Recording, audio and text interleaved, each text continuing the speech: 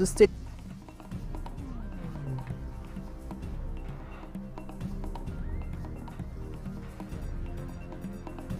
Former U.S. President Donald Trump leaves hospital after attempted assassination at Pennsylvania rally.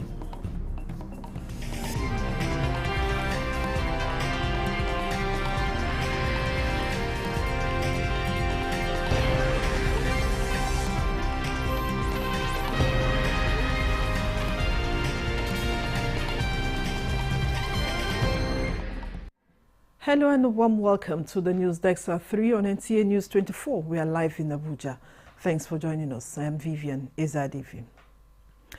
President Bola Tinubu has approved the appointment of Dr. Nasara Umar-Gogo as the chairman of the Code of Conduct Tribunal, CCT. Dr. Gogo is a seasoned lawyer and analyst in the field of law, security, economy, politics, and international diplomacy. The president anticipates professionalism, integrity, and fidelity to the nation in the discharge of the functions of the office of the chairman of the Code of Conduct Tribunal, CCT. The National Identity Management Commission, NIMC, continues to assure citizens of adequate protection of their data with the best security measures and architecture in place. Oluseye Adiabo reports that this was during an oversight visit by the House of Representatives Committee on National Population and Identity, with more than 108 million Nigerians and legal residents currently enrolled, and issued the unique National Identification Number, NIN. Total security and proper maintenance of the national database is a priority of the National Identity Management Commission, NIMC, and this is evolving with innovation to strengthen national identity services. The latest is the General Multipurpose Identity Card, which is at a final stage and ready for issuance to Nigerians and legal residents in August. In a meeting with lawmakers oversighting the commission, they were brought up to speed with the upgraded National Identity Database, and parliamentarians dwelling on the reenactment of the 2007 NIMC Act. Let us recommit to this mission of providing secured, inclusive, and reliable identity management solutions. Let us embrace innovations to stay ahead of the curve in a rapid changing world. But we realized that it was very easy for people to duplicate or mimic, create false NIN slips.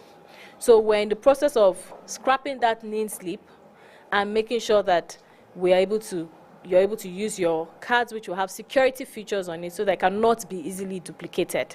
So if somebody has come out with false information, I think for us, it made us all sit down and said, we've looked at this. It's not from us, because the security agencies have investigated it. But how do we also ensure we reinforce our already strong cybersecurity defense system? And so we're working on ensuring that we have several other layers of reinforcement. Participants are expected to leverage knowledge gained from the retreat to improve performance. In Abuja, Oluseye Adiagbo, NTA News.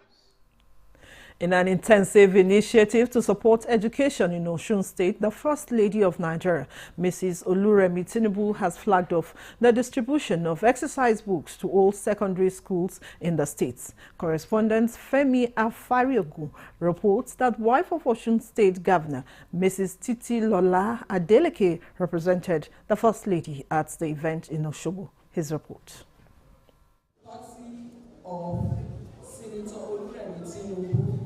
The flag-off distribution of exercise books to all secondary schools in Osun State aligns with broader educational reforms by the First Lady of Nigeria, Mrs. Oluremi Tinubu, aimed at improving access to quality education. Mrs. Tinubu, represented by Mrs. Titilola Adeleke, wife of the Osun State Governor, emphasized the importance of education and the role it plays in the development of young minds and the future of Nigeria. May I use this opportunity to appeal to parents to complement government's efforts on our children's education needs. Let us support the government of the day. Osho State Commissioner for Education, Eluwole Adedipo, reiterated Governor Adeleke's commitment to ensuring quality education is given to the students. Our governor is a lover of education. That is why he keyed in into the federal government programs in this state.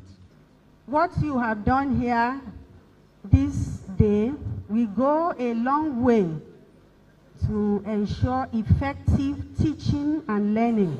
The initiative by the First Lady of Nigeria aims to distribute tens of thousands of exercise books in Osun State, ensuring that no student is left behind. In Oshogbo Femi Afariogun, NTA News. In a bid to attract investment and stimulate economic development, the Katsina State government has introduced a range of policies aimed at creating conducive business environment. Governor Diko Rada announced this during a courtesy visit by Executive Secretary of the National Investment Promotion Commission, Aisha Rimi. Awal Haliru has more. The visit aimed to strengthen collaboration between Katsina State Government and the Nigeria Investment Promotion Commission to promote investment and economic growth in Katsina State. By collaborating with the Commission, the state aims to showcase its investment potential and attract businesses that will contribute to its economic development. The Executive Secretary Aisha Rimi explained that the Commission is touring states nationwide to promote investment opportunities and facilitate economic development.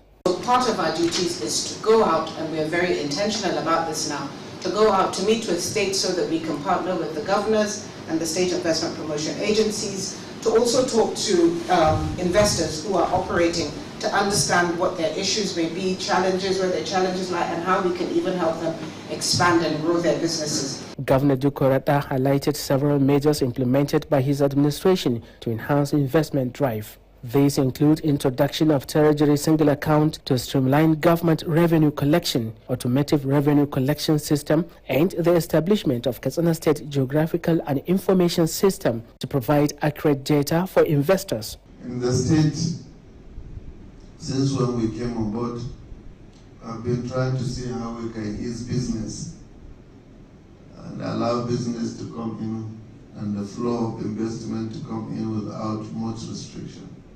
Additionally, the government has initiated various programs to add value to agriculture, a key sector driving economic development in the state. These policies, the governor said, demonstrate Katsina State government's commitment to fostering economic growth and improving the lives of its citizens. In Katsina, Awal Haliru, NTA News. Indigent persons in Nasarawa State have continued to smile home as federal government sustains distribution of free fertilizers in Nasarawa State. Aliu Tijani reports that farmers in Karu, Kefi and Koguna are the latest beneficiaries. Karu, Kefi and Kokona have their turn to the ongoing distribution of free fertilizer as part of interventions by the federal government to boost food sufficiency in the country. 100 farmers in each wards of the local government have benefited from the free fertilizer. Governor Sule warns against diversion and selling of the items as they are meant to alleviate economic hardship and perhaps crash prices of grains in the market. In the body of this bag, you will see clearly is written that this is not for sale. So please, if you receive, which is okay, and you are not a farmer, do us a favor, you must know a farmer, give it to a farmer so that at the end of the day it will benefit every one of us. He appeals to the people of the state to be patient as the gains of President Tinubu's economic reforms will soon yield results. Stakeholders laud sustained interventions of the federal government. This surely is going to guarantee self-sufficiency in food production in the local government, and I believe across the state. And words cannot express the joy that is in our heart. You can see it in the faces of our local farmers. The distribution continues with the Northern Senatorial District. Aliu Tijani, NTA News. Similarly, 200 trucks of assorted fertilizers as well as agrochemicals and improved seedlings are to be distributed and sold to farmers in the state at subsidized prices to step up food production. Governor Hyacinth Alia, who announced this at the launch of the 2024 cropping season and distribution of agricultural input, said the state has also taken delivery of 60 additional trucks of fertilizers from the federal government, which will be given out to genuine farmers. Yes, ITAF's reports is here presented. The flag off of the 2024 cropping season and distribution of agricultural inputs to farmers is the second since the assumption of office of the present administration in the state. Governor Hyacinth earlier disclosed that, apart from the 200 trucks of assorted fertilizers and agricultural inputs procured by the state government for distribution and sale to farmers at subsidized rates, the state government has also received additional 60 trucks of fertilizers, which he emphasized will be given to genuine farmers under cooperative societies at no cost. The fertilizer program is more than just a bag of nutrients. It is an investment in your future, your family's futures, and the future of our nation. By optimizing soil health with this fertilizer, you can expect increased crop yields, translating to higher revenues and improved livelihoods. Commissioner for Agriculture and Food Security, Professor Moses Obaji, commended the priority attention given to the Ministry of Agriculture in transforming its operations, including the recruitment and training of extension workers. Today, please take a stroll to the industrial estate and see our fertilizer blending plant. They are set to produce. And when they begin to produce, before the end of this month, the prices of fertilizers will crash. District Head of Mbabai, Chief Boniface Ikeanenge, on behalf of the traditional institution and farmers, appreciated the timely distribution of fertilizers and other farm inputs, promising to take advantage of the situation to ensure bumper harvest. In Makudi, Elias, ITAF, NTA News. Still from the food basket of the nation, the Benue State government is to fine-tune modalities for the integration of internally displaced persons in ensuring they are self-reliant in the area of micro-employment opportunities. This is as the state government is engaging the United Nations High Commission for Refugees for the implementation of the program in the state. Alias Zitaf has more. One of the priority areas of the present administration is the resettlement of internally displaced persons to their ancestral lands, empowering them with self-reliant entrepreneurship skills and their overall welfare. The model being driven by the state government under the support of the United Nations High Commission for Refugees is to ensure that these categories of persons are no longer a burden to the society, but to become agents of change and economic catalysts. The proposal by the Benue Investment and Property Company, BIPC, targets to provide sustainable and long-term solutions to challenges of refugees, IDPs and vulnerable persons in areas of access to resources, psychosocial and entrepreneurship support. We just launched our brain, we just launched our fertilizer, we just launched our water. We are bringing them on board. Come and learn the job and become a self-reliant. So that you don't have to go back to the UN on a monthly basis to be requesting for some money. Country representative of the UNHCR, Ajin Jain, commended the commitment of the state government in supporting IDPs and refugees and encouraged BIPC to prioritize business endeavors that could make significant impacts on the lives of the displaced persons. The proposal for the support initiative is to be submitted by BIPC to the office of the UNHCR for further consideration.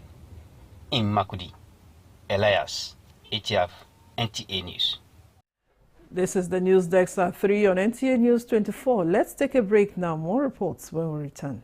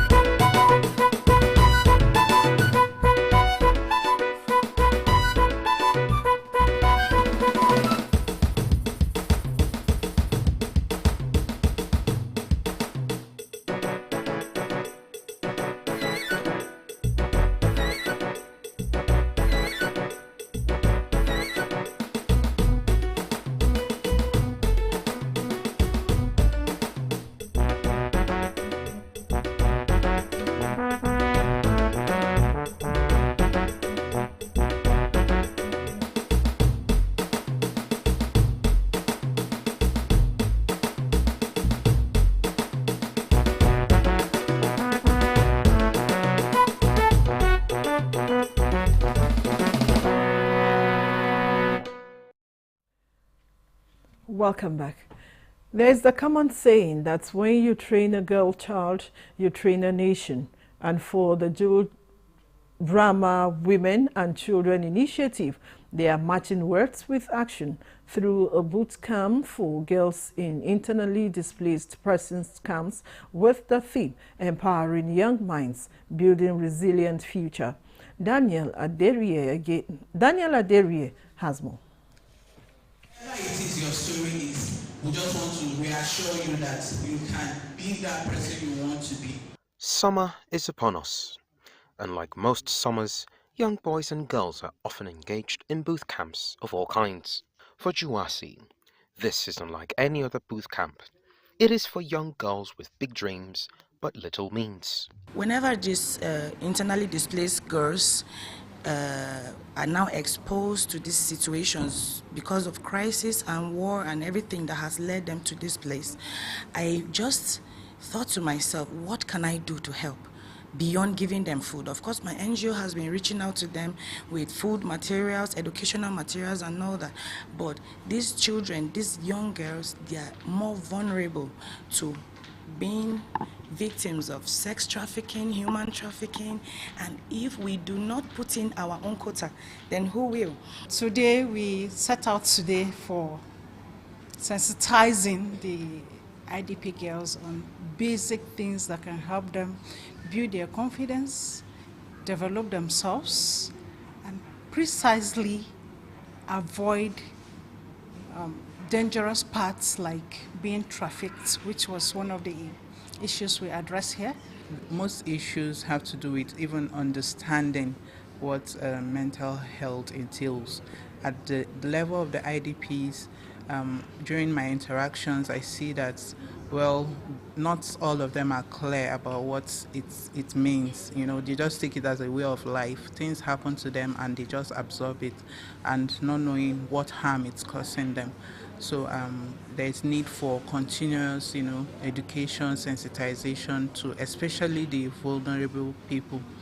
As we often hear, if wishes were horses, men, or in this case, women, will ride forever. But for the likes of Rukayat and Dorothy, their dreams are not just limited by wish, but are propelled by sheer belief that it could become a reality someday. I want to be a journalist when I grow up. I want to become a game programmer. My biggest dream is to become a fashion designer. My big dream is to be a businesswoman. Growing up, I found out that I love interacting with people. I love talking to people, so I built this confidence on becoming a journalist because that's the work they do.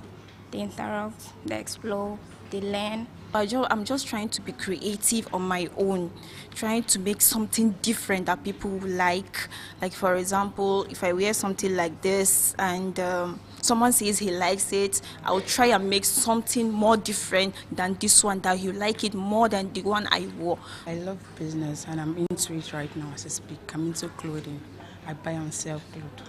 What I've learned is that, in anything you want to achieve in this life, you have to work hard. Nothing is impossible. Nobody is better than you. Anything you set your mind to, you'll be able to do it and you can achieve all your dreams. In Abuja, Daniel Aderie, NTA News.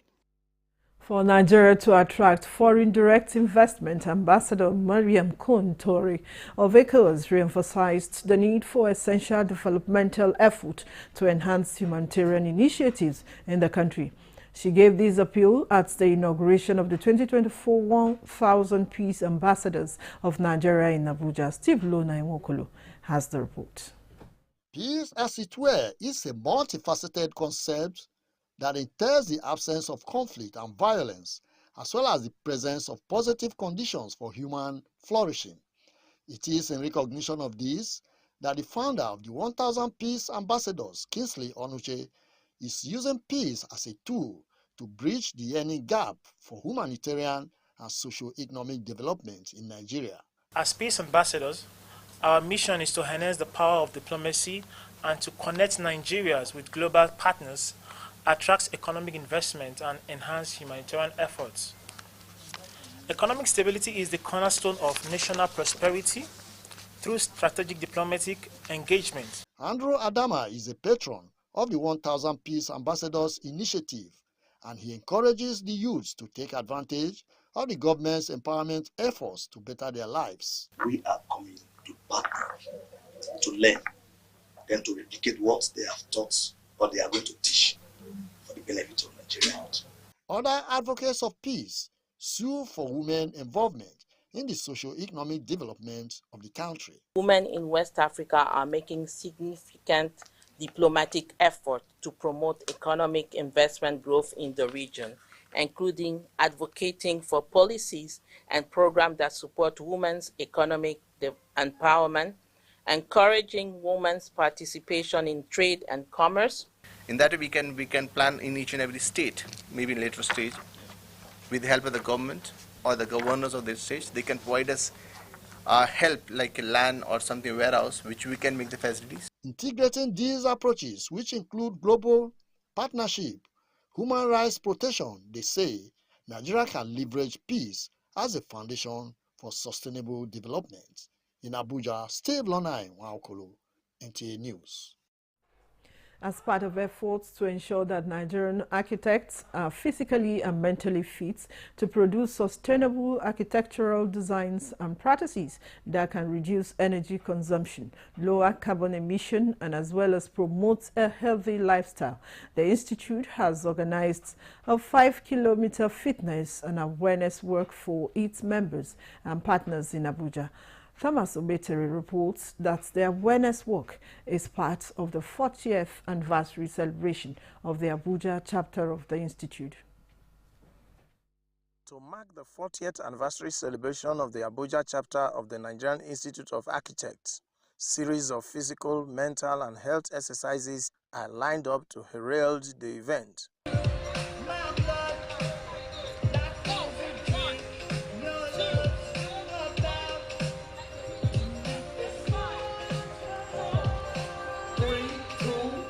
This was followed by a 5-kilometer fitness and awareness road walk that had the trappings of joy and gladness to the admiration of all.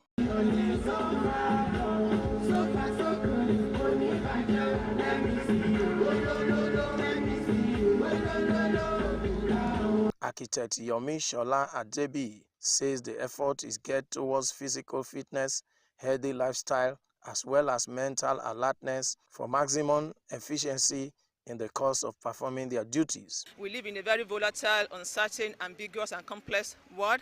The challenges globally is amazing, and we just need to stay fit and be healthy. When you are mentally healthy, you can handle issues, you maintain balance, and you can live healthier and live long. And they just wanted to lay emphasis on the fact that people should begin to take cognizance and focus on their health. It promotes cardiovascular health. You know, it's advisable for you to undertake such workout from time to time. You get to, lose weight, keep fit, and just general well-being. We are here to do a walk, fitness, to mark the 20 for Black Pelican and 40 for NIA Abuja branch. They also canvassed for the creation of awareness on the need to embrace the use of renewable energy, installation of programmable thermostats to regulate air conditioning system efficiently and keep track on electricity usage with smart switches and sockets. In Abuja, Thomas Ogbetere, NTA News. And to a bit of foreign now, former U.S. President Donald Trump has been reported to have left the hospital and returned to his home in New Jersey after he was injured in an attempted assassination during a campaign rally in Butler, Pennsylvania on Saturday. Trump, who emerged with a bloodied face, says he was shot in the ear, describing a bullet tripping through skin. Donald Trump Jr. told ABC News that his father, Donald Trump, is in good spirit as he remains under medical observation after the assassination attempt. Despite the assassination attempt, Trump is still scheduled to fly to Milwaukee for the Republican National Convention. And that's the News Dexa 3 on NTA News 24. Thanks for watching. I am Vivian Izadifi.